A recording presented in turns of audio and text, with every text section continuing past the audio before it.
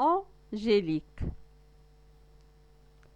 En plein hiver, à l'aube, Madame Hubertine découvrit dans une rue de Beaumont-sur-Oise une fillette de 9 ans qui tremblait dans la neige près d'une porte.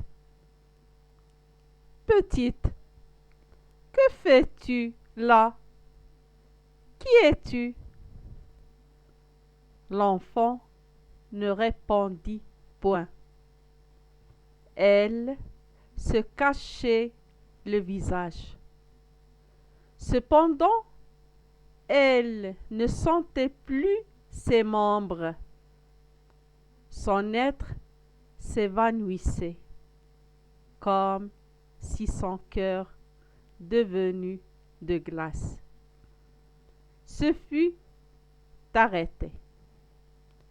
Quand la bonne Madame Hubertine eut tourné le dos, avec un geste de pitié discrète,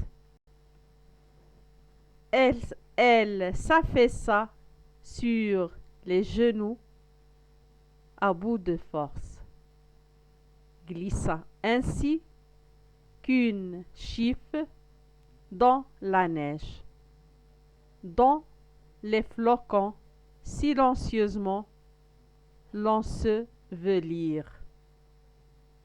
Et la dame qui revenait avec son pain tout chaud, l'apercevant ainsi par terre, de nouveau s'approcha. Voyons, petite, tu ne peux rester sous cette porte.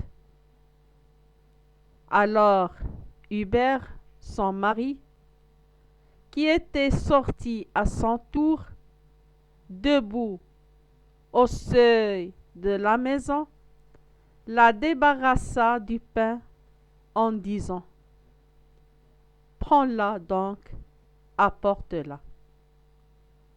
Hubertine, sans ajouter rien, la prit dans ses bras solides, et l'enfant ne se reculait plus,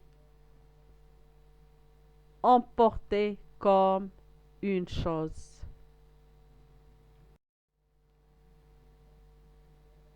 Hubertine, sans ajouter rien, la prit dans ses bras solides, et l'enfant ne se reculait plus, emporté comme une chose. Les dents serrées, les yeux fermés, toute froide, d'une légèreté de petit oiseau tombé de son nid. On rentra.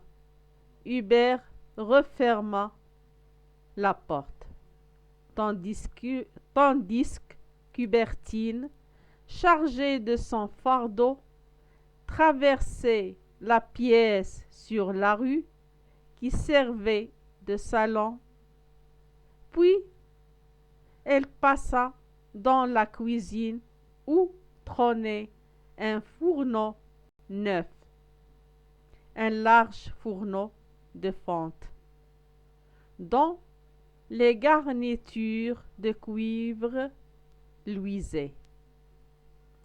Il était rouge.